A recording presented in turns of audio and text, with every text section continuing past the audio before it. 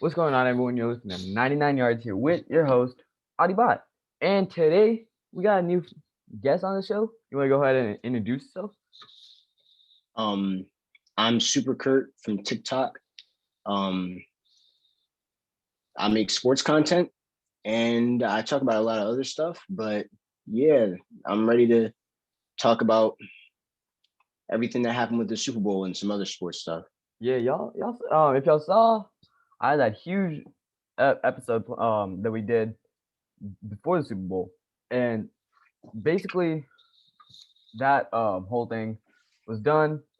But then after the Super Bowl, we gotta do a post recap, basically talking about what happened. That's what this is. That's what this is. We're gonna be bringing up the Tampa Bay Bucks offense, how they scored 31 points, Chiefs offense, and of course everything else basically. So, guys, I really do like getting paid from these, so I do want to insert a little ad right here so I can get paid. And after that, we'll get into it. Unless you're on YouTube, we'll just be getting into it right now. So, well, let's start off with the successes. And I think the biggest success story was Tom Brady and that Bucks offense. So, what do you think about that? And for some background knowledge, you are a Patriots fan, right? So, just Yes. bringing that up. So, did you see anything about Tom Brady that looked like the same or just different? Well, I don't think anything looked different. I think he looked normal as he did when he was in New England. I mean, the last couple of years, and that brings up an interesting thing that I would like people to really firmly grasp the idea. Uh, and this is another thing that I may be thinking of. Tom Brady playing right now may be hurting his legacy in a way, Mm-hmm. and not from a greatness aspect, but more from an aspect of people look at him and they see the Tom Brady we see now, and they Mm-hmm. say that this Tom Brady is the best Tom Brady you've ever seen. Skip Oh yeah, Bayless and other people are promoting that narrative. That's not true.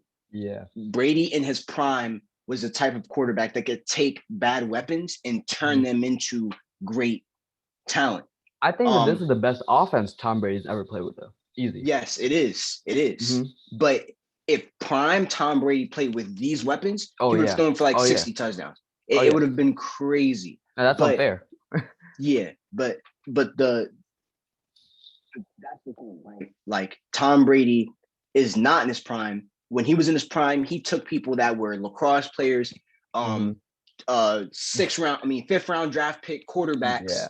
that played offense and defense and turned them into fringe Hall of Fame wide receivers. That's what he did. You know, it's Uh, crazy. He's still doing it even here. I mean, Scotty Miller. Like, but Scotty Miller is one of the he's pretty fast. Like and he's a Tyler Johnson. good Yeah. they're good receivers, like good, like I didn't. step in, make that one big Oh play yeah. kind of receivers, slot receivers. Scotty Miller's young too. I think he can maybe develop into something, like develop into like a I never Julian realized Edelman. how I never realized how fast Scotty Miller was, and there's a reason I thought that. But yeah, basically, I never expected him to be that fast. I really didn't. And then there's even Tyler Johnson, Justin Watson. I think we can say those guys were also succeeding with Tom Brady. That we didn't. I mean, Tyler Johnson was a rookie, but still, that catch he made versus the Saints was just amazing. I won't forget that at all. But Yeah, yeah, that was a great catch. A lot of people don't understand how hard that is yeah, to catch the ball when you're yeah, falling backwards, yeah, like a and turn back shoulder around. catch. Yeah. Because when you're trying to turn around, sometimes a receiver's feet they get stuck, like Hmm. and not get stuck like physically, but like they don't they don't uh when you break down, they don't Hmm. move their inside leg or their outside leg in that instance out quick enough. So then they may Hmm. get caught with their feet in the ground, which then allows for it to be a harder catch. And that's Yeah. what happened on that play. And he still snagged it. And Yeah. that was a crazy catch. And it was a timely catch. Yeah. And it was the third down, I think, that won them the game basically. And some people say that it was a bad throw, but I don't think that was a bad throw. I think that was a perfect throw. I think it was a perfect throw. He didn't open his hips quick enough. It was a little bit more outside. Yeah. So it was the throw could have been better It could have and been the better. Yeah. route could have been better. But I think that I think they got it together. That was the most important part. Yeah. So but basically like that offense in the Super Bowl was still clicking. I think. Well, I think the biggest thing that we saw different was the use of Rob Gronkowski. Easy. That was I never saw Tampa Bay do that with Rob Gronkowski. They finally opened up his role in the offense, and it worked. It worked. It looked like Tom Brady to Rob Gronkowski back 5 years ago, 10 years ago. No, Yeah. The that's the what it was. thing with Gronk that they were doing during the game, they were taking Gronk and they were turning him into a receiver, but what they normally do is they make him block. Mm-hmm. He's been more of a blocking tight end. He's got out there, got his catches in, as any normal tight end would. But Gronkowski in New England, Mm-hmm. he was split out wide. Like he Yeah. would come into block on run plays and Mm-hmm. maybe run some routes from the Yeah, tight that's end what we don't see position. from Brock. But Yeah. yeah, but like now he was always a great blocker, and that's something that hasn't left him. And now he really is on that, He's and he's using it. back. He's back. They're using him a lot more in the run game, Mm-hmm. and they're using him to block even during pass blocking. Yeah. So that is great. That was great because what they decided to do is, all right, we've been using you to mainly block this entire time. Now we're gonna have you run some routes from the tight end Mm-hmm. position, Yeah. and we're gonna catch some people off guard because they don't have to, like, he's an entirely different beast. They weren't thinking he had to worry about. Mm-hmm. Like when he was in his prime in New England, that was a huge problem people had to deal with Yeah, we had guarding to. him. Yeah, I mean, it was basically he was used almost as a receiver, basically, like running those fade routes at the goal line, and we don't see that much anymore. But we've seen it, like we've seen other game or other style of Tom Brady that wasn't integrated into the Patriots offense. Like, I mean, we saw screens from Gronk this time that we don't see much of him using. Like that first touchdown pass, I don't remember if it was the first or second one to Gronk, but Brady just gave it to him and let him run in. That wasn't like we didn't see that um Yeah, I hadn't in seen them New run a play England. like that before. It was somewhat like it was kind of a screen, but not really. I think there Yeah, were some slants, I and think then it he may have ran been like a a drag under route. route. Maybe Yeah, a drag yeah. route. It was a flat route. It was Yeah, a flat route. it wasn't anything like it wasn't a Gronk route. It was more like a Basically. rocket screen. It was Hmm. more like a rocket Yeah. screen. It kind of was a rocket screen, but normally you run rocket screens to the inside and you ran it out, which is Yeah. odd, but it's Yeah. cool. And that like there's no film on that from Gronk. And so they were just able to pick. And I really doubted Bruce Arians this year. I really did. I said there's gonna be one downfall to the team. It's gonna be Bruce Arians because I didn't trust him making those coaching decisions. I didn't think that he could put together a team this quickly and make it work. But he proved me and a lot of others wrong completely. He was Yeah, one of the biggest reasons that they were in this position. Tom Brady, of course, was the biggest factor in the sense that they brought in a new guy, like they brought in Leonard Fournette and Gronk. But Tom Brady, of course, did change the culture. But Bruce Arians put this team together in a position to win. He was able to find what worked and what did not, and he just executed everything perfectly. And I'm looking at the stats right now. Tom Brady actually did not do much. Or I mean, in the past game, I think who are the biggest players that stood out here? I mean, there's players in here that like Mike Evans, who only got one catch for 31 yards, but didn't get many targets. I'm pretty sure. So he was able to open yeah. up that offense and I basically think that's because in the second half they decided to not pass the ball as much. yeah. They started going to running because they're like, all right, Hmm. with the, like they know better than to pull an Atlanta Falcons and, all Yeah. right, we're up by 20 something points. Let's continue to throw the ball. No, Hmm. they were like, nah, let's open up the run game and really start to wind this thing down and take this Hmm. victory home. Well, this just came up. You remember the streaker, right? I don't know if you've seen this, but the Super I Bowl did. sit. Yeah, you saw that he won that bet. He placed a Yeah. bet on himself. That's a dude. That guy is freaking smart. That guy is the smartest person I've met. Yeah, that was like a 10 million IQ moment right there. He Dude, just that's said, it's freaking. I'm inspired by him. Basically, like, dude, that guy was something else. I mean, yeah, but and he's able to post bail. That's the crazy part with $1,000. So he didn't have to. It didn't really cost him much, but Yeah, That's great. But yeah, you know what? Buccaneers and looking at that offense though, they it wasn't anything complex. It wasn't. It was simple football. It was just it wasn't like they were trying to run sweep because there are teams versus Kansas who get scared kind of in the sense that they want to run these weird plays. They want to run like the crazy plays, like sweeps, like like wide receiver sweeps. They tried it with Scotty Miller on one play, but he lost yards. But they just kept it simplistic. They just said, we're just gonna drive down the field, score, and let our defense hold y'all. It's basically what they did. And looking at that defense, they did their part and held Mahomes to one of the worst quarterback performances I've seen in a Super Bowl in a long time. At the half, I it's the think his fourth worst quarterback performance of all time in the Super Bowl. yeah, I think his I saw his passer rating before the second half. It was 38.9 or something like that. It was atrocious. It was just bad. And that's kind of and that's kind of what changed the game. OG was on here saying that there wasn't going to be a defense played. There wasn't going to be much. But I think that's what changed the game for Buck more than their offense. And I Yeah, I think think I. What were you saying? oh, I was just gonna say, well, people are basically saying like Tom Brady won the MVP. They're saying that Shaquille Barrett, Jason Pierre-Paul, one of those guys should have won it. But I mean, they should be an honorable mention. But I think Tom Brady deserved it. Yeah, I don't really like when people like I mean, here's the every thing: did time Tom anybody Brady gets care? some like, and that's the thing. Like, I feel like that it wasn't as all right. It wasn't really as egregious as you would think. Devin White had a better performance than Shaq Barrett, and Devin White he had no sacks and he had a pick and he had more tackles than anybody. Like he definitely had the best defensive performance, but even individually, if you look at both him and Tom Brady played better.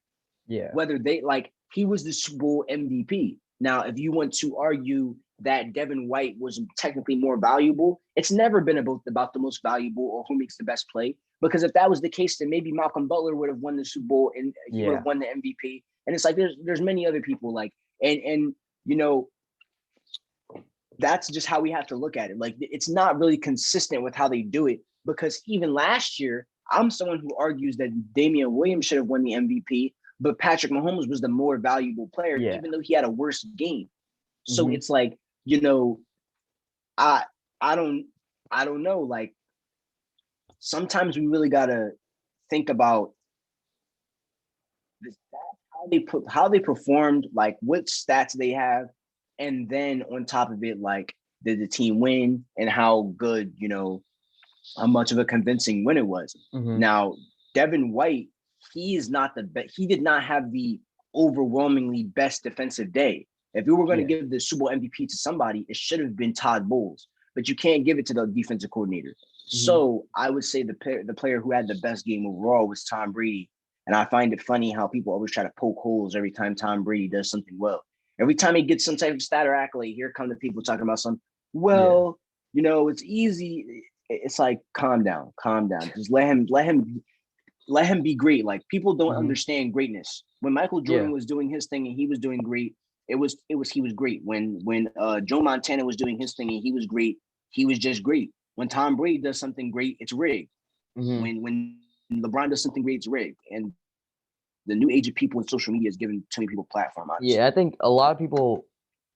I think people are kind of in that mood where they don't want to see Jerry Rice or Joe Montana, whoever they had as a goat, get overthrown. They just don't want to see it. And I think all these new people they're also in this mindset where it's like, well, these guys were greater. It's always this debate that needs to happen, you know, rather than just appreciating what Tom Brady did. I was one of those guys. I did not want to call Tom Brady the GOAT. Part of it was because I'm a Giants fan too, and two was just because I didn't want to call him the GOAT because I just, I didn't appreciate it. Like I was gonna release one episode before the season started, basically, I had Drew Brees as a GOAT before that because I thought stats over accolades. Drew Brees is still the statistical GOAT, but that's I mean, that's not really tough to see. But like, Tom Brady was clearly the greatest to ever do it. Well, how is Drew Brees a statistical GOAT? I mean, I think he leads like in a lot of categories, and that's basically what I was looking on. I mean, I overrated the stats, but I mean, he leads in completion percentage and and completions, and and I don't think it's attempts anymore, but he was leading in attempts. So he was leading in touchdowns, but he's only leading in 4 things. And based off the fact that all right, I he's feel like leading in in that, four bro. things. Like, He's leading in 4 things, and yeah, Tom Brady is ahead of him in passer rating, touchdowns, attempts, a lot of other things. Even though attempts isn't a flex, and also yeah, these are total stats, so it's kind of like total stats in any other sport are just looked at as like the same way that people say that Kareem is not the GOAT because Kareem has the most yeah. points in basketball. Then just because of that, so I think that having the most touchdowns or just having the most points does not make someone a statistical GOAT. I think the statistical GOAT might be Aaron Rodgers if we're really going to go there. But I feel like in that, yeah. Aaron Rodgers has yet to go in his go has yet to exit his prime, and I think it's unfair to compare him to people that have exited their prime and are playing outside of it, like Tom Brady. So maybe if Aaron Rodgers finishes his career ahead of Tom Brady in all these categories, then maybe he is the GOAT. But until that point, Tom Brady is the GOAT because Tom Brady is top 5, top 10 in damn near every statistical category with all the accolades to prove it. I personally think he's the best player to ever live. I know that's not some people say, oh, well, no, because Aaron Rodgers can run and he can throw, but I come think on he's now. the most gifted. I think he's the most gifted, like I think he's the athletically most gifted. talented. Yeah, talented. Yeah.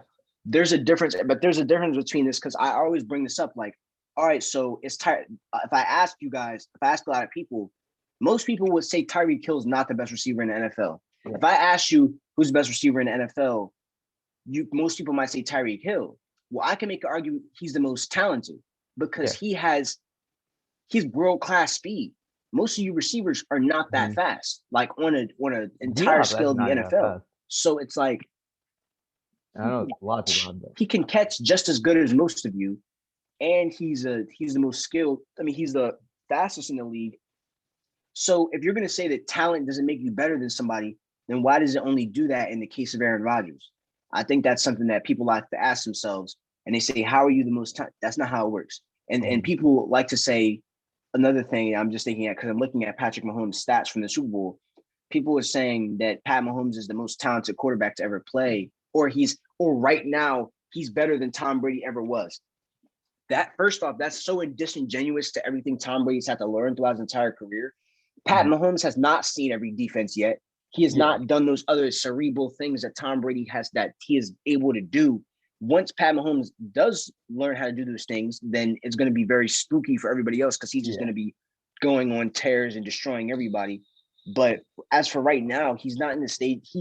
It is so disingenuous and kind of idiotic for people to say Pat Mahomes is right now better than Tom Brady ever was, considering everything Tom Brady's had to learn, and considering that Pat Mahomes has probably came into his career with better weapons than anyone who's ever lived. Like to start his career, the weapons he's been given, and nobody they don't want to. Chiefs fans don't want to talk about that. You say it, and you're like, oh Alex Smith didn't do well with him. It's like, okay, well, Alex Smith isn't good. Alex Smith was okay. He was a game manager. Like if you would have given Aaron Rodgers these same weapons right now, who's to say he can't do the same or better? Like, I don't know. I don't know the answer to that question. I'm not even going to speculate, but I think Pat Mahomes is the best in the league right now. But I think that people kind of are overrating him, and they don't, that is kind of an overrate. Like you're saying he's better than he actually is, even though I think that one day he does technically have a chance. Technically, I still believe he has a chance to be the GOAT one day. Yeah, I'm definitely believe that. But I do think that I don't think it will happen. Yeah. I can possible. And if the day comes, then it comes. Yeah. He's just the GOAT. He's the GOAT. But I don't think it will happen based off of what I saw from him. No, not even that. Like, I really thought, I said that before the Super Bowl. I said in one of my TikToks, I said, if they lose, I don't think Pat Mahomes will become the GOAT. Not saying that he won't have a chance anymore, or that I'm just going to be stubborn and be one of those stubborn Jordan fans that says, oh no, this guy was so much better. No, I'm not going to do that. But I don't think it will happen. I was saying I don't think it will happen because I think that he wasted an opportunity to physically take the crown off Tom Brady's head. Even though people will be like, all right, well, Tom Brady's 43. This Super Bowl win would have meant way more 10, 15 years from now. Yeah. And I, you know what? I think if Mahomes does go on to win a couple more Super Bowls, I think that even strengthens Tom Brady's argument even more to be the GOAT. I feel because like he beat him. Yeah, basically, I think at least I wouldn't use the argument, but I think a lot of people will use it in the sense that, like, if let's just say Mahomes wins 6 more Super Bowls, right?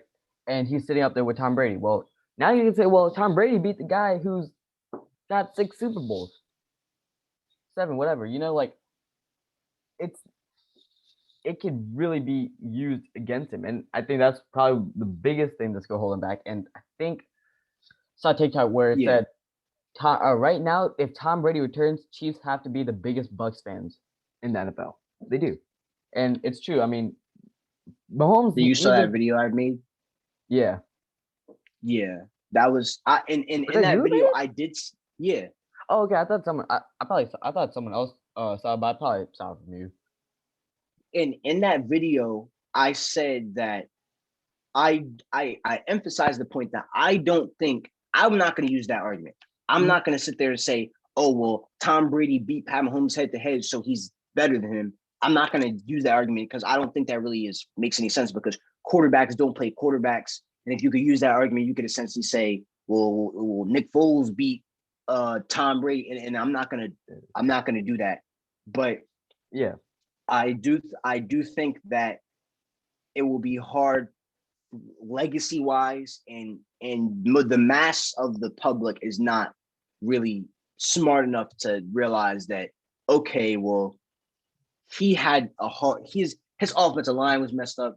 His he didn't really have much help from his defense either, and his receivers were dropping some key passes. So it's going to be hard for him to overcome it unless Pat Mahomes goes back to Super Bowl and Tom Brady goes back and they run it back, and then the Bucks lose next year. Yeah. But I do also think that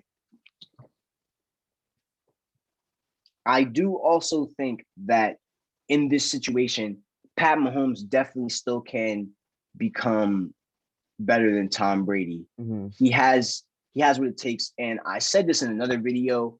I said that Pat Mahomes could have won that game with the way his team was presently constructed.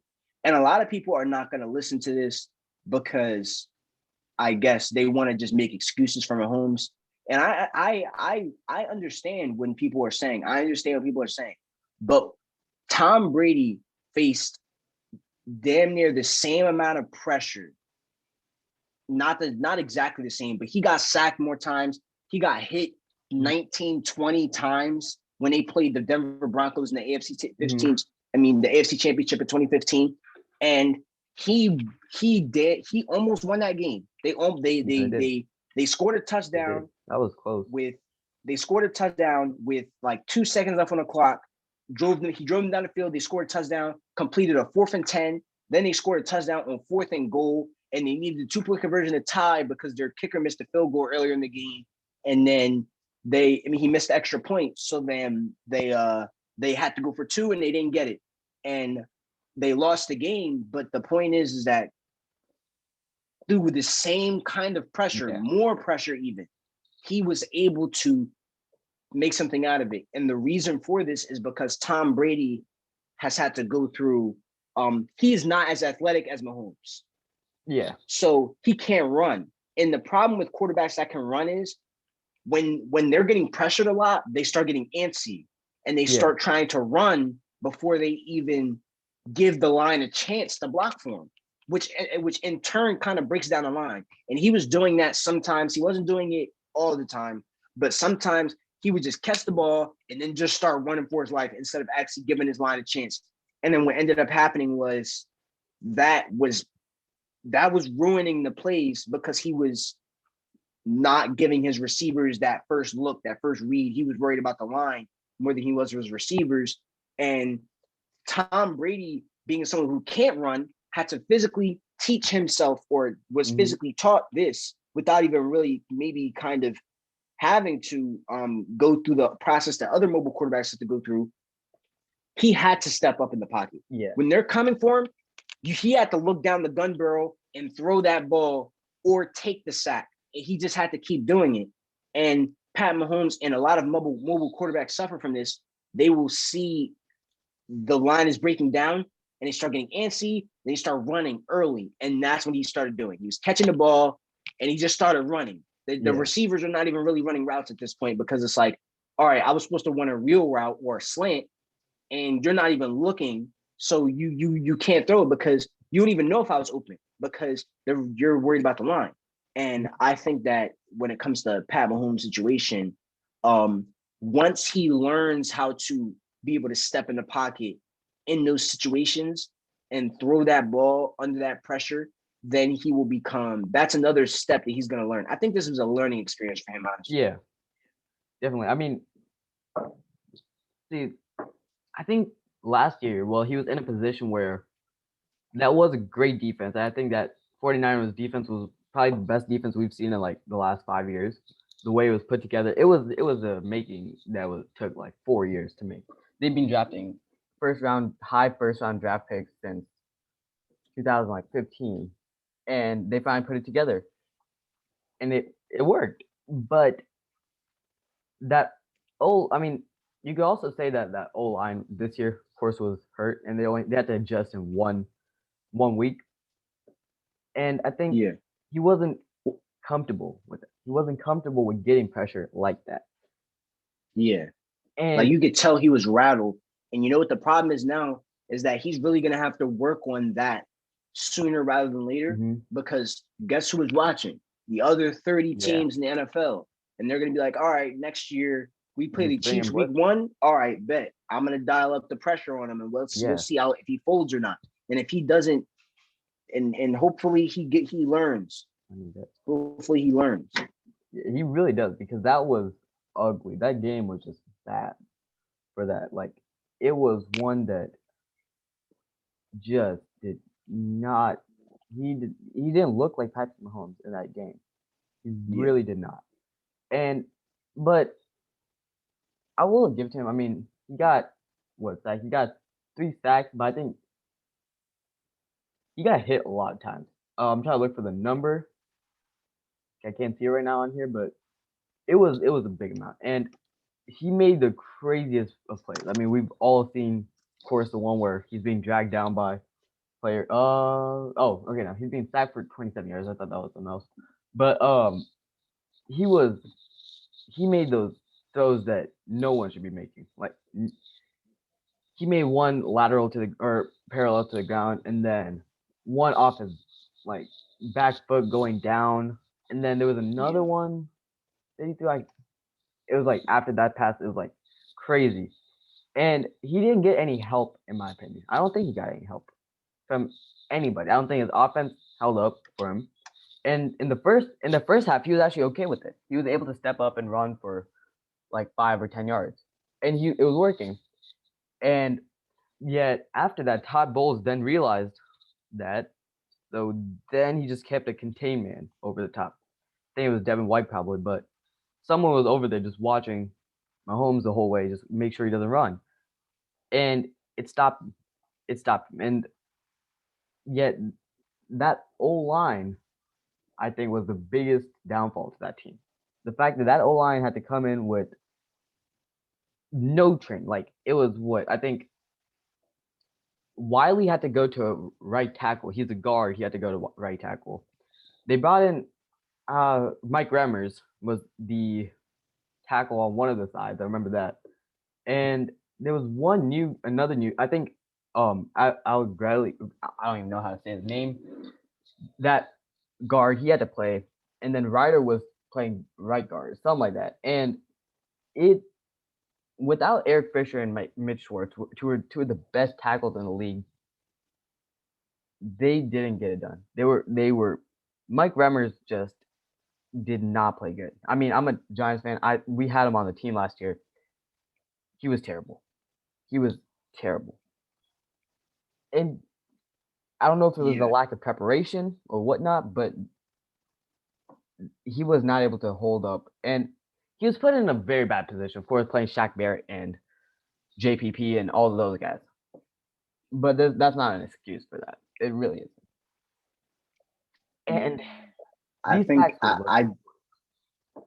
but I also think that because of how bad everyone else played, people overlook the mistakes that Mahomes made. Like he did miss a couple throws early. He missed a throw on to McCole Hardman on third down on the first drive or second drive. He missed he missed a couple screen pass throws. There was literally a play where he caught like he was so afraid from the pressure. He caught the ball and Tyreek Hill ran a little Oh, okay, I think I know what you're talking about. Yeah. and he looked at him for like 2 to 3 Mhm. seconds and didn't throw him the ball and then just Yeah, started then running yeah. away. And he just kept he didn't ever look back. And the whole time that me and everyone was watching the game, we're saying just throw it to Tyreek Hill. Just throw it. But Yeah. he was so in his head. And I think that people are kind of overlooking the mistakes that he made because of how bad everyone else was. And I understand that, but I also think that I also kind of think that how the treatment to Mahomes has been unfair or um inconsistent with how we treat other people. Remember, I compared it to the 2015 AFC Championship game. Mhm. Everyone said after the game, they said Brady had a bad game. It was Brady's fault.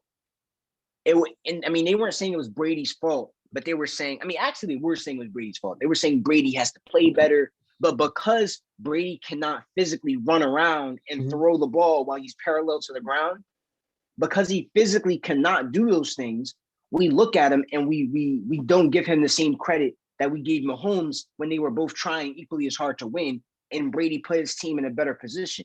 And we also same thing with Cam Newton in 2015 in that Super Bowl, went up against a top 10 defense all time, no debate. I Yeah. would say top 5, but top 10 all time, no debate.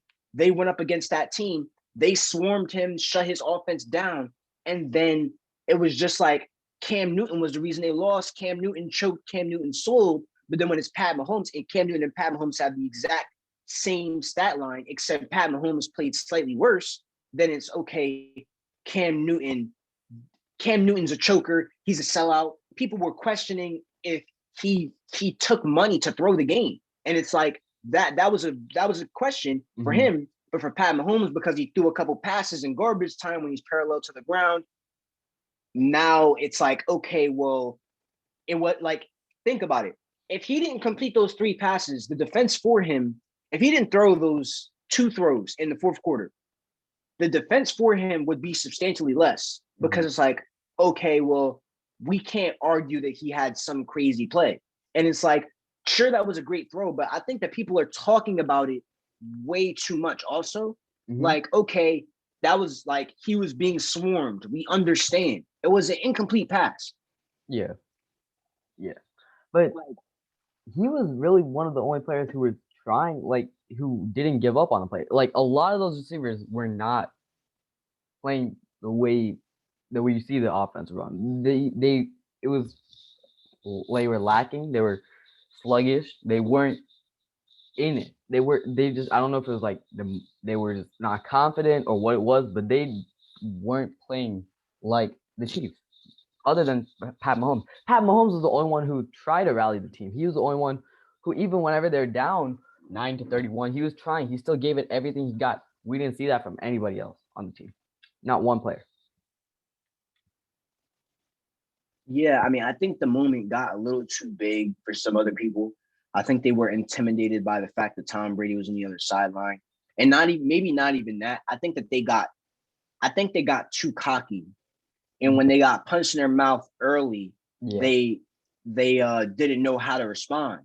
And they thought that because this is a problem, right? This was the problem that people were bringing up and that I brought up. I said we need to worry about the Chiefs. I said this months ago. I said they won their last 7 games by a margin of a touchdown or less.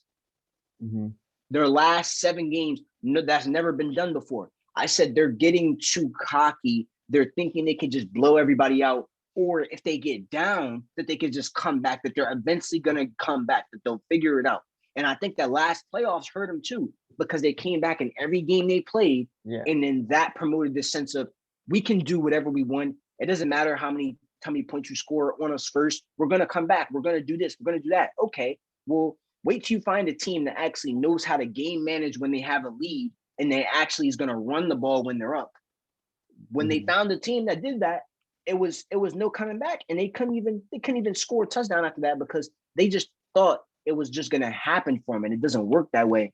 And I got that sense of feeling ever since they won the Super Bowl last year.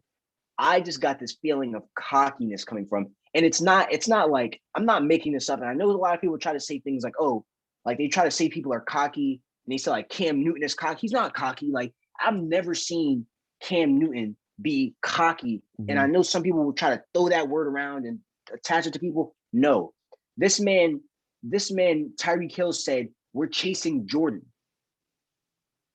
When they won one Super Bowl, he said, we're chasing Jordan. And then not to mention the whole peace sign thing. Yeah. And he was running away from them.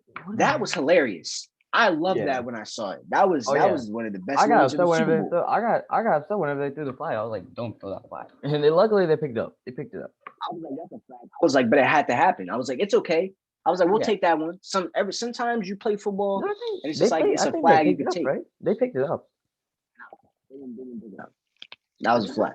No, because they picked it up because if they did give them the first, it would have been a first down. It would have been first down for Kansas. The drive would have gone on. That drive didn't go on. No, it was 4th and 10. That's why he threw the peace sign up. It was 4th down, I'm pretty sure. It was 4th down. I'm not sure if I could look it up, but that was definitely a 4th down. So that's why he did it. You know what? I think they may have enforced it on Tampa Bay then. Or like whenever they got it was negative yards for Tampa Bay's offense. Okay, that makes sense. Okay. Yeah, but I'm really I like the fact, and then even Devin White, he did the Tyreek Hill, like whenever they were playing Tampa Bay, he tried to do the Shannon Sharp, like get the what do you say, the National Guard and get the National Guard. Devin White was doing the same thing. That was the funniest thing. Yeah, I didn't find out about that till after the Super Bowl. I was thinking, I was hoping that somebody would have done it. And then Devin White, I found out like in the mic'd up thing after the Super Bowl. I was like, oh, that's really nice. I'm glad that somebody did that because they were, like I hate how they were approaching it. Yeah, you can like the Chiefs could have carried a swagger to them where they're not like they don't want to be messed with. They're trying to like set the tone on everybody, but that was just pure cockiness. Like everybody was going in here like Tyreek Hill was like acting like he's the best receiver in the NFL. I personally don't even have him in my top 5. That's an argument for another day, but I was saying he was the best, but I think that what comes with the best is being able to shine in any moment. Like think about it. Think about, for example, Antonio Brown in the 2018 playoffs against the Jaguars. 2017, actually. When he came back off an injury, that was his first game. He had over 100 yards and two touchdowns while being guarded by AJ Boye, one of the best corners in the league at the time. Like you just get what you want when you need it. And they double covered him, but that didn't, like, I understand what they were doing. They played cover 2. They were playing a lot of cover 2. And they were just making, if Tyreek went deep, it was just 2 men on him every time. Yeah. But I really think that Tyreek Hill kind of made me out to not think that's true anymore. But I don't think it's Devontae Adams either, as far as who's the best. I don't think it's Devontae Adams either. Do you think it's D-Hop? No, I don't think it's D-Hop either. You have that. It's tough, but I'm probably gonna have to go back with Julio. I For real. think when healthy, Julio is better than everybody else Okay, yeah, that's fair. because I definitely don't. I definitely appreciate what what Devontae Adams does, but it's just like Devontae Adams. I I saw what Jalen Ramsey did to him, and Antonio Brown has never been locked up by Jalen Ramsey, mhm, and neither has Julio. Like they both mhm. get like it's a fair battle with Julio and Jalen Ramsey, but Jalen Ramsey cannot lock up Antonio Brown.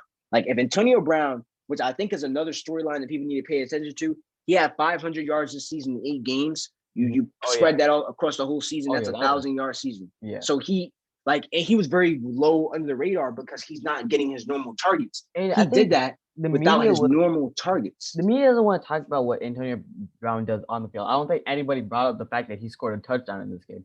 All they want to hear from Antonio Brown is, "Oh, he threw another chair off the roof. He did this to whoever he's with. You know, he did this to some random person on the street." They want to see all does. They want to see his downfalls. They will make a story out of all his downfalls. Yet they don't want to look at what he's actually doing on the field anymore. And Facts. it's actually crazy because he came back. The Patriots actually, whenever they picked him up, because we all know it was a stunt to get on Tom Brady's team, and the whole leaving Pittsburgh, Oakland, he didn't want to be in Oakland. He clearly didn't want to be in Oakland. No one just says I'm going to sit out the season because my helmet doesn't meet rules or league guidelines. He wants to be with Tom Brady. That's all he wanted. That's all he wanted. He got that in New England. Then the whole case is piled up. But that game he came back, I'm pretty sure he had 100 yards, and no one talked about it. No one talked Well, the about game he came back, he had like 4 receptions for like 48 yards and a touchdown. it. Well, he had a touchdown. I don't think he had the 100 yards, but I know he had a touchdown. He did something. Yeah, because Tom Brady was targeting him early. They were playing the Dolphins, so they were like, we don't really care about this Yeah. game. We're just trying to get you together, and then they blew the Dolphins out anyway, so it didn't matter. Mm-hmm. Unfortunate that was his last game with the Patriots, but next he went to Tampa Bay and he's doing his thing. And he was silent under the radar. Had 45 receptions, 483 yards. That is next season, especially because his contract is ending. If you were to go to a team that were to give him that would make him the number one receiver, that would give him like most of the targets, he would become prime again. I think he's still in his prime. I think he's just trying to lay low. He's not going to complain about his targets. 31 or 32, maybe. I think he's really young. I think he's he's on the back end of his career, but people are treating him like he's 34, 35. But he is. Hold on, I'm looking at it right now. He's 32. 32. Okay, so he's on the back end of his career, but like he still got it. And I think he should call it quits just because of what he's already been through, and I think he's in a dangerous level where we could see issues with his personal life, and for that reason, I think he should call it quits because of what he's been through. But he's not gonna call it quits. He's not. I would like to see. Yeah, I would like to see him as the best again. Mm-hmm. I honestly believe in his prime, he was the best receiver in the NFL, especially because he made an all-decade team. Like he made the all-decade team. That's crazy. But I'm looking at his Pro Football Reference right now, and his stats look very similar to Calvin Johnson. 7 Pro Bowls, 4 All Pros, for one-time Super Bowl champion, and a Hall of Fame 2000. What'd you say? Was he on the Pittsburgh team whenever they? Was he not? He wasn't. I thought it was a rookie. I think he was drafted like that next year. But I thought he was too. I thought he was too. I thought he was a rookie there. Oh, let me see. Antonio Brown. Actually, I thought he was a rookie too. Yeah. Like one-time Super Bowl champion. Full ring. He was there the one against the Packers, right? Oh, they lost that game. So they lost. So he was on the team, but they lost. Yeah, that's why I got confused. He was on the team definitely, but like they didn't win that Super Bowl. Yeah. The last one they won was the Plaxico Burress one. Yeah. Yeah. So he's beaten too, but I was gonna say, I was like, that's being kind to me for a second, but I was like, I'm pretty sure he has more than that, but nah, he lost that game. Yeah, I think there's a couple players in the NFL that we don't talk about the successes at all. I think there's three that stand right out to me, and it's number one is of course got to be Kareem Hunt. I think it has to be him because he's been doing his thing out there. He's being one of the better running backs in the NFL as a number two running back. Like he's not even the starting running back. Nick Chubb is. That's Nick Chubb's spot. Yet he's still putting up numbers that are crazy. But no one's really talking about it because why? Because we're looking for what he's done off the field, what he's not supposed to be doing. That's all we're looking for. A story from, right? AB, Yeah. as we just mentioned, was on pace for 1,000 yards. Why are we not talking about him? Because he hasn't got into any more scandals. Because he's not throwing like stuff off the roof and almost killing babies. That's the reason we're not talking about it. And then Josh Gordon, who I think should be reinstated by now. He hasn't been reinstated, but that guy, I think he had another violation.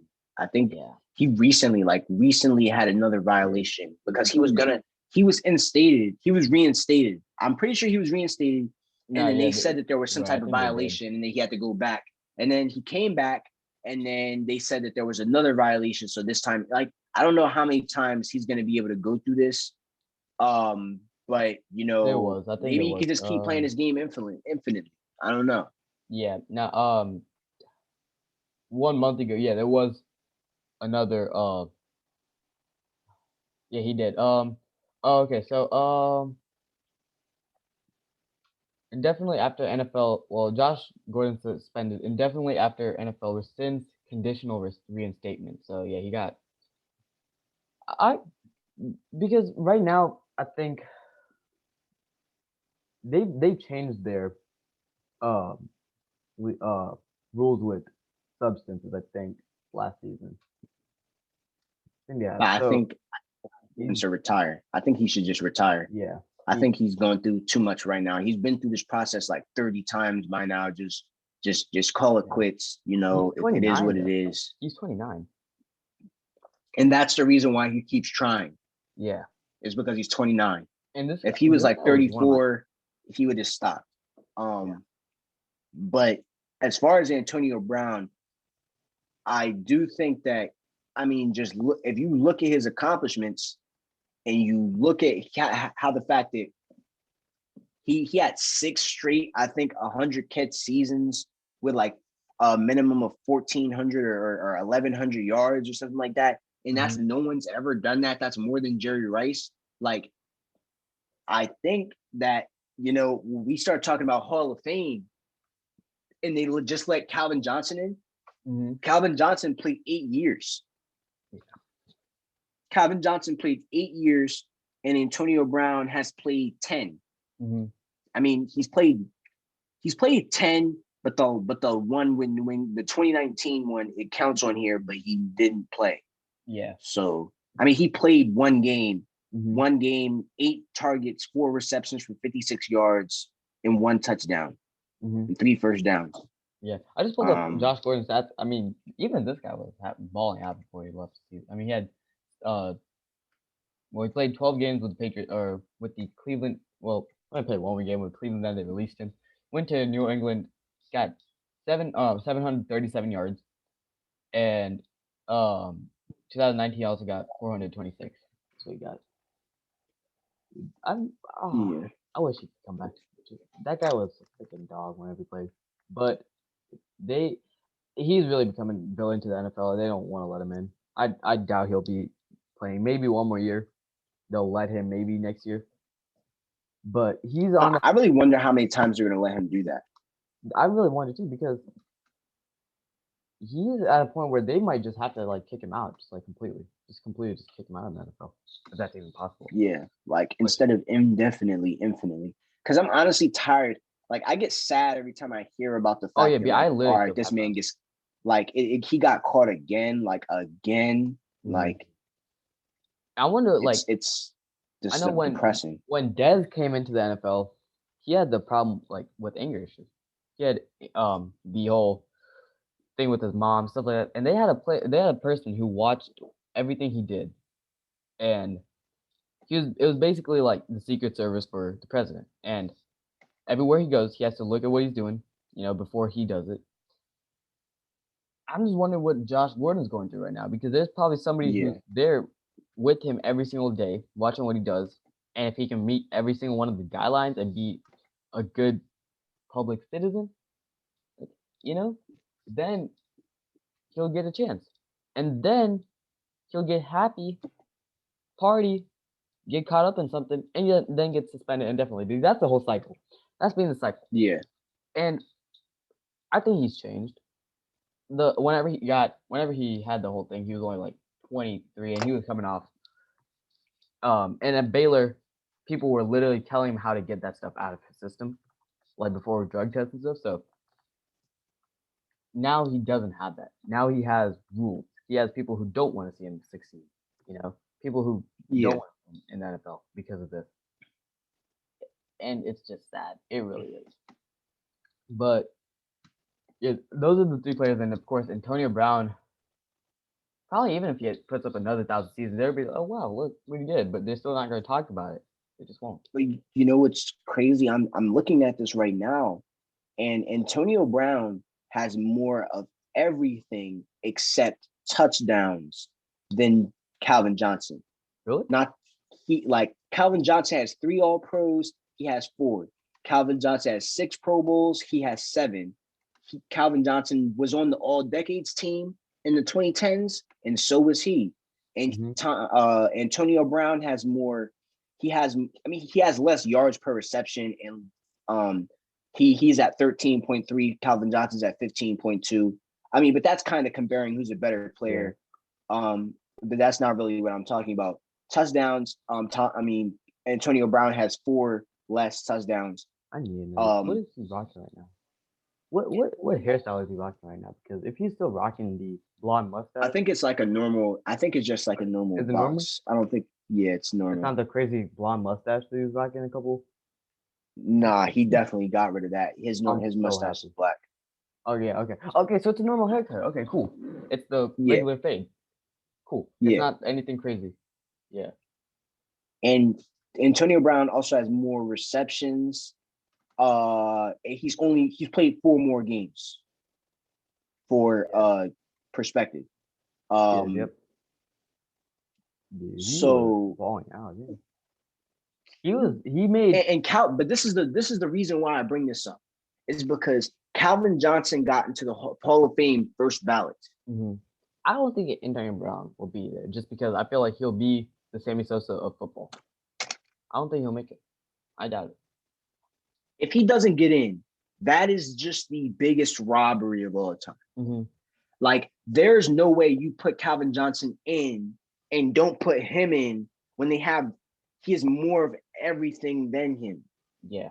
And, I think a big argument will be, well, Antonio Brown played more or longer than Calvin Johnson, even though we considered Calvin Johnson, even with the years that he's played, the greatest or second greatest receiver of all time. But I will put him third, but anywhere in that range. He's only right now, he's only played 4 more games than Calvin Johnson. Yeah, because he technically didn't play whenever he was 31, nor did he play really whenever he was he didn't play much this year either. Because he was his first season. Too. His first season, he had 19 targets his first season. Yeah. And in every season since, he wasn't really. Yeah, every season after that, he had 100 targets, at least 106 targets every season after that, until 2019 with the Patriots, when he only had 8 targets. And then this year, he had 62 targets. And that 8 targets was in one game. Yeah. Oh wait, what am I clicking? Okay. Let me pull up Calvin. So Calvin, and you know what, Calvin, he came into the league. He was I think it was the second pick of the draft. So he was in a position where he was gonna get those targets, no matter what. Yeah. And he was on a team that I don't know if they were I don't remember if that was the same season that they were 0-16. So the year that he got drafted, I think, was the year that they came off the 0-16 year. but he was basically already the number one. Let's see, let's see, Detroit Lions season. What was that year? It between was. 20 between It was actually 2012 the year he or made it. Okay, so this is the year that he got drafted. He was 0-6. That's actually kind of crazy. Okay, so that team wasn't good, but I mean, and then you could also make the argument that Ben was a better player than Dan Orlovsky, Matthew Stafford, anybody who's Calvin Johnson ever but played with. I think that argument would be made if someone was trying to say Antonio Brown was better than Calvin Johnson. Yeah, That's when those arguments start to come in. I think that if we are making the argument, is Antonio Brown a Hall of Fame caliber receiver or a comparable receiver to Calvin Johnson, then I think that it's kind of yeah, hard to it's argue fair. Yeah, against it. Like I think that like just look, he had 6 straight 100 catch seasons with at least 1,284 yards in every season. At least mm-hmm. that is, I think that's never been done before. Yeah, it probably actually hasn't because I've never seen numbers like that before. Yeah, I I don't. think the only person they said that came close was Jerry Rice, and I think that Jerry Rice had like 5 or 4. I'll look up Jerry Rice right now to see what that's looking like. Jerry Rice. Okay. Well, he had 3 with 100. He had 1 with 98. He only get nah. He has Antonio Brown had way more catches in the stretch. Yeah, Yeah, because he did. Antonio Brown had 6. The most Jerry ever had was 3. And then I mean, I'll just put the 98 in there because that's literally just 2 catches away. But really, I wouldn't count. But Yeah, that's crazy. He you had know, 98 catches and 1,500 yards. that's actually crazy. Dang. Where's his run after Like catch? That's what, what I bro? want to see. Where's his run after catch? What do you see? Where's his advanced His stats? yards per reception that season was 15. That's actually what in the world? Oh, That's not even as high as his 4th season in the league. His yards per catch was yeah. per reception was 20, and he Oh, only had really? 64 receptions. He had 64 Whoa. receptions, and His longest was 96 yards. yeah, that's how that averages out to that. Um, I wow. mean, dang, dang. That's actually. Jerry Rice is the GOAT when it comes to wide receivers. Oh yeah, no, easy. Oh, easy. That's easy. I don't think you can make an Um, argument for many other players. I don't. a lot of people make an argument for Randy Moss. I Why do you have mean, to get it? I Why do you think have that to go? Jerry Rice is better. Why do you have to I leave think Jerry, for San Fran? I don't know why you have to leave San Fran. yeah. You know I what's think, crazy part? He's still getting the 1,000-yard season whenever he left. He got 2,000-yard yeah, seasons in Oakland. I don't know why he tested his 83 luck. catches and 92 catches. Yeah, I don't know why he tested his luck in Seattle for some reason. I mean, that's actually crazy. He ended up in Seattle. Yeah. I don't think we'll ever see a player like Jerry Rice again because no receiver in this day and age will play to 40 as a receiver. I think that if Julio, who injuries really plagued Julio from being in this discussion, and Antonio Brown and Julio existing at the same time didn't really help Antonio Brown, even though I think Antonio Brown was better because the discussion was always who's better between Antonio Brown and Julio. Yeah. And it was never let's admire these two and see where they rank all time because people are going to always try to downplay these two. And I mean, the one thing that you can argue between Jerry Rice and between Julio and AB is that Jerry Rice played in an era where it was harder to get these yards and these stats. Like the passing era, passing now is way easier. That's why you see quarterbacks like Matthew Stafford and Matt Ryan in the top 10 all time Yeah. in passing yards. Like that is why, because it's easier now than it was before. And and you know what else? I mean, Jerry Rice also played with T.O. Yeah. And an underrated player by John Tom or not what was his name? John Taylor. And that was his name. I forgot what his name was. What the world? Who was that other receiver? Receiver? Yeah. Like John Taylor or something like that. John Taylor. I forgot his name. John. He was also like okay there. Yeah, John Taylor. That's his name. John Taylor. What's like his stats? Because I know he was doing his thing as well. Yeah, he had he played till he was 33. He had won 1,000-yard season in 1991. What did Jerry Rice do in 1991? Jerry Rice got 1,000 yards in 1991, and then let's pull up T.O. And then you also have to realize that they also had that running back. What's his name? Forgetting all these guys' names. Who's the Craig, running back? Roger Craig. Craig. Yeah, there it is. Yeah.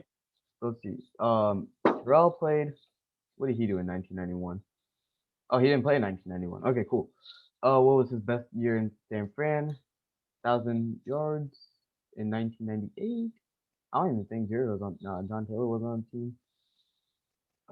Jerry was still in San Fran. He got 1,000 yards. Then one more guy that was not like that. Craig. Yeah, but these guys, that team, that's probably the best. You could make an argument for the greatest show on turf, but I would say that's the best receiving core we've ever seen. I would say that. Yeah, I mean, if you have T.O. Because it's hard Jerry to. Rice, I mean, any team that Jerry Rice was on, like, or even without T.O., as long as you have an okay number two, you have one of the best. I think it's still the greatest receiving core in the NFL ever. And you could even say that. Oh, that's not. He didn't play baseball. He played football. You could even say that. Well, Roger Craig finished it off, and you could say that they were the greatest show on turf ever. But I wouldn't give him that because that Rams team was something else. That Rams team was just. Yeah. And Roger Craig, the goat took him down.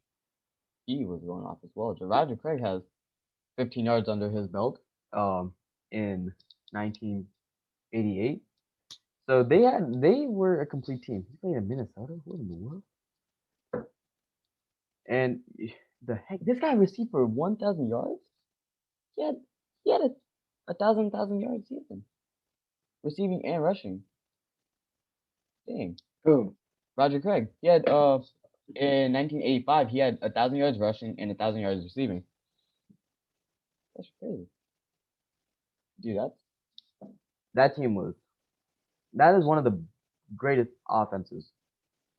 One of the greatest offenses we've seen. It's hard. I mean, Isaac Bruce, Torrey Holt, and Kurt Warner, and then who's the running back? Marshall Faulk. That's who it was. Marshall Faulk.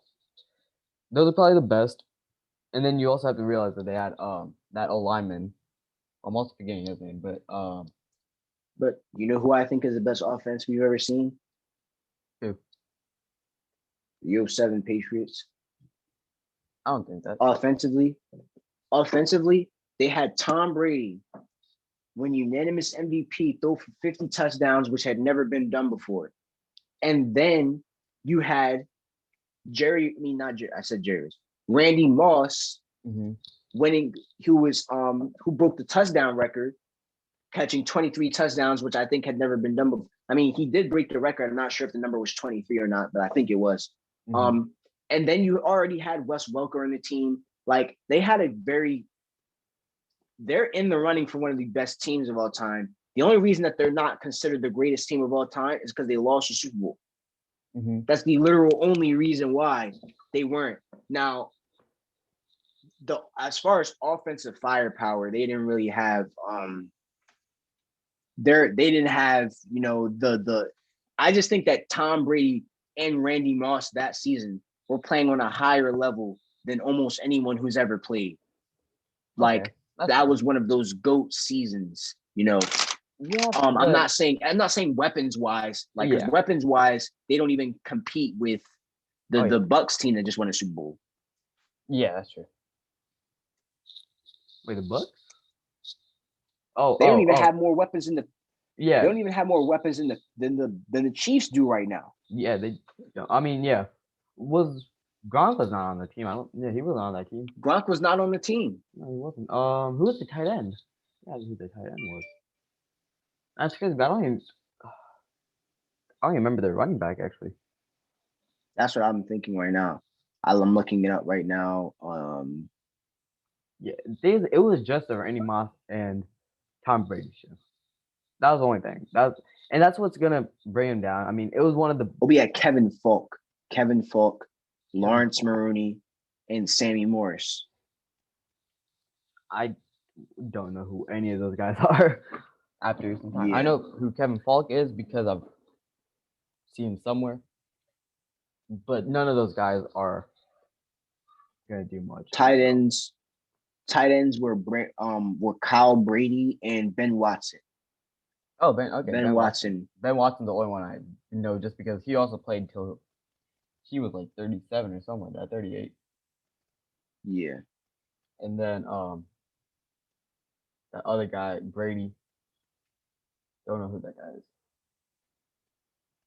There's only one Brady I know from that team, and it's Tom. yeah.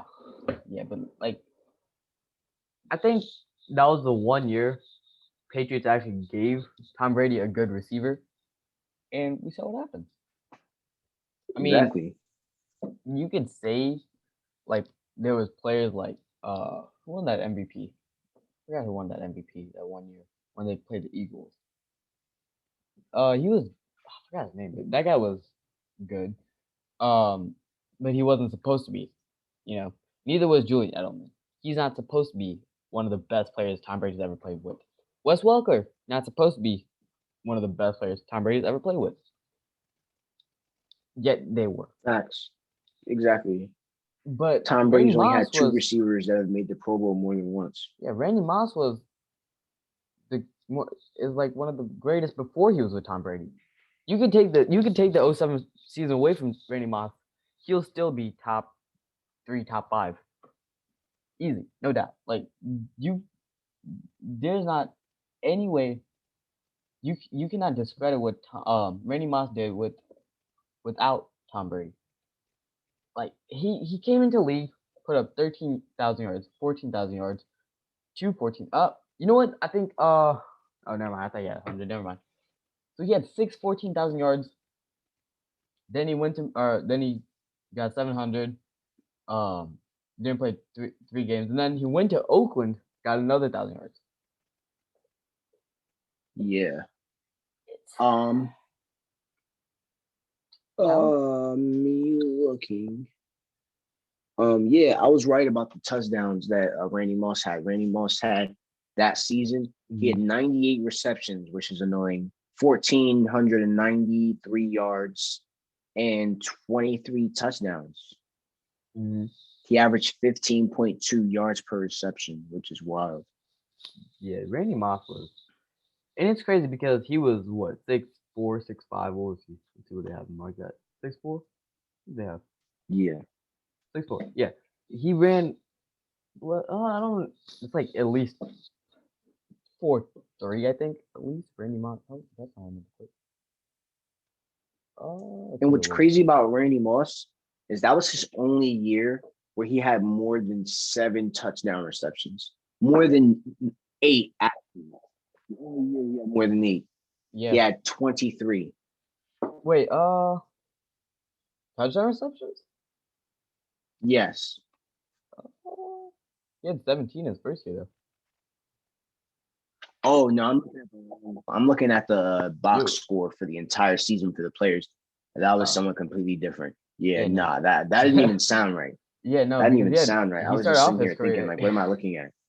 Yeah. No. He started off his career with 17, 11, 15, 10. Then he had 7. Then he had 17, 13. Yeah. Then he had Yeah. But what I wanted to look at was what was his 40? Dude, I just and it's funny because Thaddeus Young is just not it. 4.25. 4.25. Yeah, that's crazy.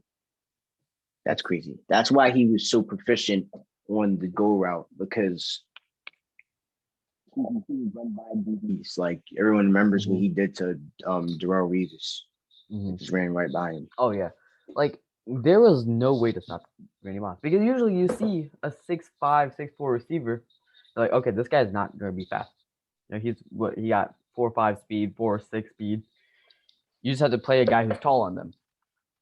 What happens is that's the same thing for a cornerback. A 6'2" cornerback is not the fastest; it's more physical. That's not that's not gonna work on Randy Moss. That's not gonna work on Randy Moss. A 4.4 40 is not gonna work on Randy Moss. And I mean, that's just crazy. I mean, Calvin Johnson, I guess, was the closest thing we ever saw to him again. I would even argue that he was probably better, or you can make an argument, but probably more dominant. I wouldn't even say that. Actually, I don't know. They're both on the same level. They're on that level where they're not supposed to run the way they run. Like Yeah. Calvin Johnson also ran a 3.5 40 or 4.35 40. Surprisingly, Jerry Rice, who we just mentioned, had a 96 on all those yards, only ran a 4.7 40. The crazy part. Yeah, he was pretty slow, but Mhm. he would run his routes very accurately, very pristine, Mhm. to the point where that's why people think he's the GOAT. Because regardless of how fast he was still able to get open. Mhm. And he was one of, and I think he's.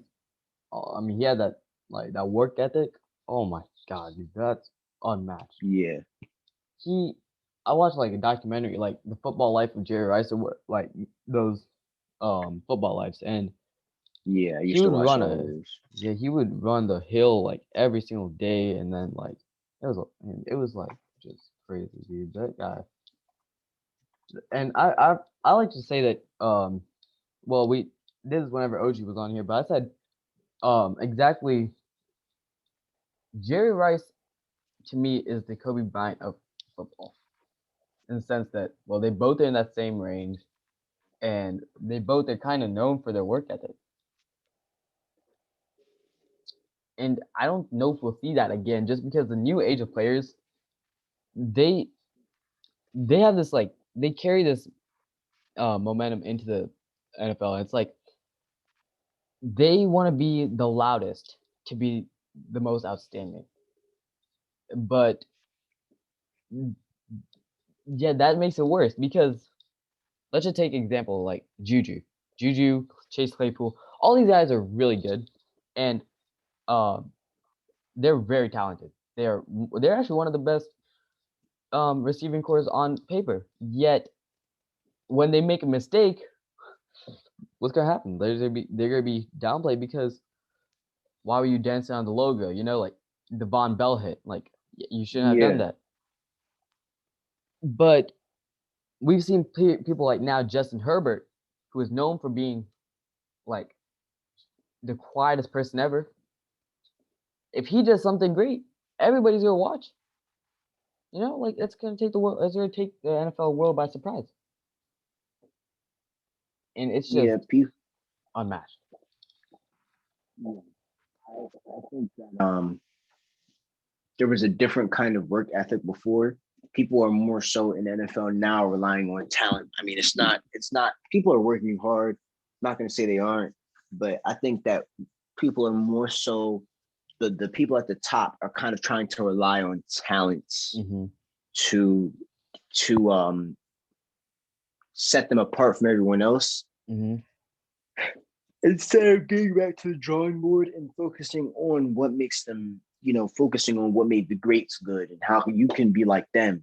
Mm-hmm. That's what the other people did. They studied what would happen before them. Like Mm-hmm. a lot of the greats, the Jerry Rice's, people would say that I would love to have video film at my disposal of the people that came before me So that way Yeah. I could, you know, I could learn like when about like Steve Largent. He would have loved to have been able to watch Steve Largent more.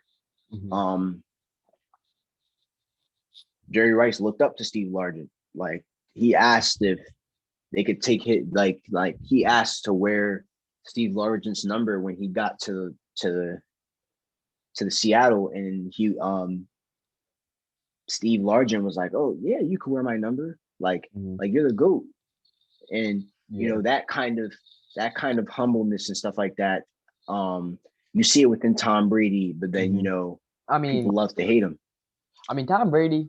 I don't think he's the greatest sport. I mean, he doesn't show the greatest sportsmanship. I mean, especially the Jared Goff situation this year. I Wait, wouldn't what you say? the Jared Goff situation this year, or not Oh just So no, he does. He all right. So he does have great sportsmanship. I think that people kind of overrate the whole. Oh well, he doesn't shake hands after he Mhm. loses. Well, he's consistently not. He didn't shake hands in the 3 Super Bowls he lost. Okay, well, show me a great loser and I'll show you a loser. Mhm. That's a good a good saying I hear. I Mhm. heard from Skip Bayless, even though most what Skip Bayless says is trash. But Yeah. he said, "Show me a great loser, and I'll show you a loser." And basically saying like, Tom Brady. Tom Brady is not used to losing, so I guess he doesn't handle it correctly. He's probably one of the sorest losers, but Mhm. that doesn't mean he's not ever done anything. Like Yeah. he's shaking hands. All right, so he's shaking hands way more than he has in shaking hands. He has yet to shake hands with Super Bowl loss, which is a thing, but he also what did he not shake Jared Goff's hand and not shake Nick Foles' hand again this year? Mhm. Um, but this is the first time that this has really become a thing that I've thought of. Like before this, I've never heard of him not shaking hands in the regular season. And I've been Mhm. watching the Patriots heavy since 2014. I've never heard him not shake hands. And even when And he and I think it's a respect thing. And this is a big thing. Mhm. I think it's a respect thing because when when um when he lost to the Broncos in the AFC Championship game, and he went to the field and he shook hands, right? Mhm. I think that when he loses to a quarterback he doesn't respect, Then such as Jared Goff, yeah. such as Eli Manning, such as Nick Foles, then he's like, all right, I'm not shaking your hand. We shouldn't have lost this game. I think he's really Mhm. he gets really, really angry. And I think he gets too angry to go to the midfield and go Mhm. shake the other person's hand. Like, Yeah. um, but I definitely think that it's a little overblown because he does do it way more than he has it. Like that's probably like what That's he's fair. played over 200 something games. That's probably like And less than I think 5% of I his think it's games. being looked at more this year in the sense that we don't see everybody going out to the field this year. Um, Running out there there's it's not chaotic anymore. So you can definitely see when Tom Brady's not going out there to shake his hand, and everybody's like, "Oh, he's not shaking his hand." He probably has. He's probably done that before, and it's just flown under the radar just because no one cares. You know, like the first, Yeah, no one realized that he even did it. But I think this year with the whole um the protocols and everything, everybody's like, you can clearly see when someone isn't there and when somebody's looking for you, right? So I think that's a big thing that happened. So changed up a lot of things actually. But yeah, yeah, he'll and I think whenever he does lose to someone like Drew Brees right now, Peyton Manning, yeah, he does respect him, and that's what I thought about whenever I first saw it. But he should probably carry the same energy, but yes, I guess. I mean, it's yeah. Like it might not be okay to not respect those people. You yeah. should probably carry the same amount of respect for everyone. Mhm. But I think that the fact that he lost to them that Yeah. makes him so. I think that if he went to midfield, I don't think he would have. I think that he would not be able to carry that persona that he carries, Mhm. the oh golly gee whiz, great game. I don't think he will be able to say that. I think he would be that mad. Like I Yeah. think he only doesn't shake hands when he's that mad I that feel they like he hold lost. himself back. I feel like it's a way to hold himself back, in my opinion. Like I feel like it's like he doesn't want to go up there and say what he's actually on his mind. That could be a way that he looks at it. I mean, because you don't want to like clearly look like you're just like, oh, good game, like what, like it's not like actually genuine, like it's not genuine, and that makes it even worse for a quarterback. But then it's like, well, if he goes up there, it's like, do you want to go up there and insult him, or do you just not want to say anything? Basically, like literally, like saying like everybody learned it back whenever they're in preschool. If you don't have something good to say, just don't say it. Probably what he's going by, and that's probably what he does whenever that is happening. And I guess it looks ugly. If that's the case, then yeah. Yeah. But yeah.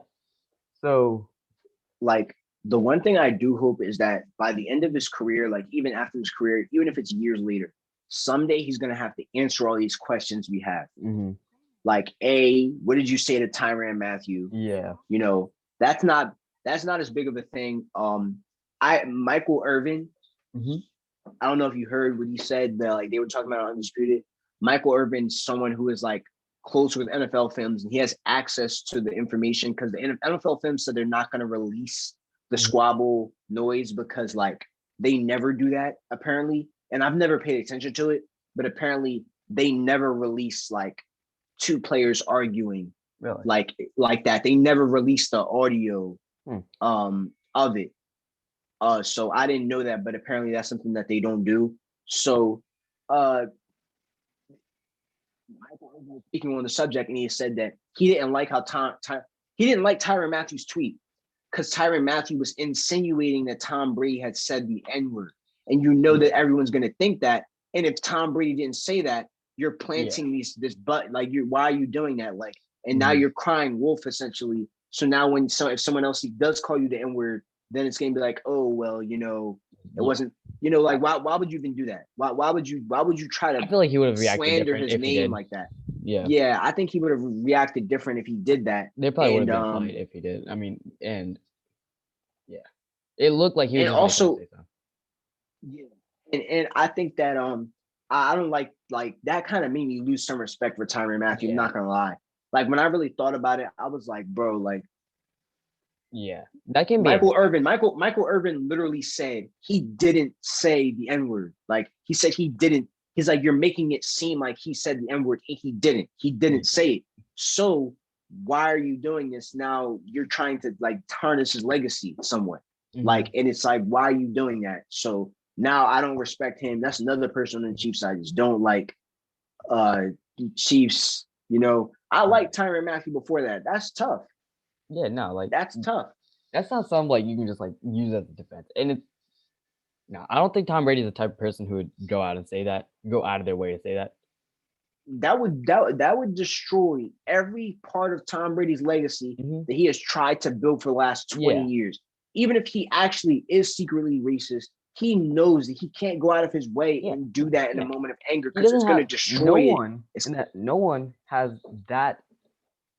No one's at that level where they can just go out and like say whatever they want to, no matter whatever no matter like whatever it is, like even if it's covered. Yeah, not even if it's just like a white person. It could be like literally anybody who just goes out of the way because they think that they're in this like Riley Cooper did it, and no one cares about what he's done after that. No one cares.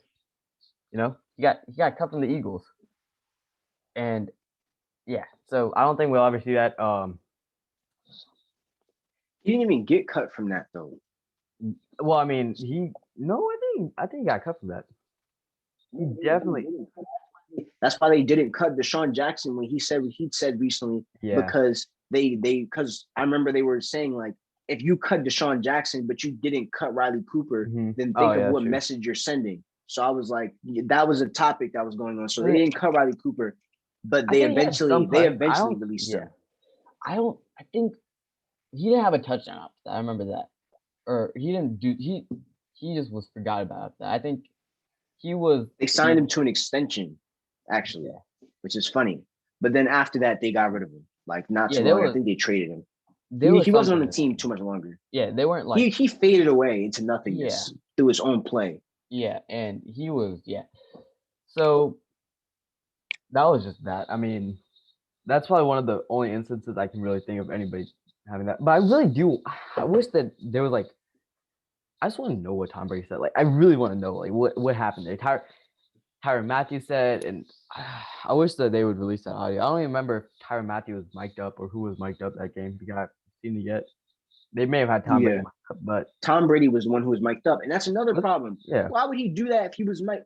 Oh yeah, that's true. Everybody goes around saying I'm mic'd up. I'm mic'd up. Watch you say I'm mic'd up. You know, like whenever they're mic'd up, because if you do say something offensive, you're putting your career at like risk for everything. But one thing they did say on Undisputed is like NFL Films is not they're not like the mic'd up police. So Mm-hmm. they can't like if he did say it, I don't know if he would have gotten in trouble for it from then. Like Mm-hmm. I don't, but I also don't think that Tom Brady would have actually known that he could have not gotten in trouble from it. Yeah. I think like that's more of something behind the scenes. I think every player who is mic'd up, they just proceed with caution. Yeah, they think that whatever they say could Mm-hmm. be on the internet or on TV or Yeah, something, so they just don't I think. think there's only Tom been Brady one probably doesn't instance think where that. they've released something that like it wasn't controversial. I think it was just like that everybody wanted to hear, and it was the JJ Watt situation. It was like where he was like, I'm sorry we ruined your season here. You know, we wasted Yeah, a season of your career. And I think that was the only instance where I can think of NFL Films actually releasing something that everybody wanted to hear. Everybody wanted to hear in a bad way. So yeah. yeah. Um this has been a long episode, and I think I gotta get going now. And being That's cool. I just got a notification saying my phone is on 10%. yeah, I didn't realize how long we've been going for until now. But How um long has it been? it's been like an hour or 2 hours almost. Or no, it's an hour 30, I think. That was let me see, where's the stream? See how long the stream says. It has been an hour and 27 minutes. So that was a fun conversation. Great having you on the show. If you wanted to go ahead and shout yourself out and close us off, you can go ahead and do that.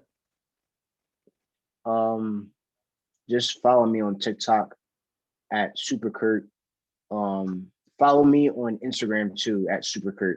Trying to get to 10K on there.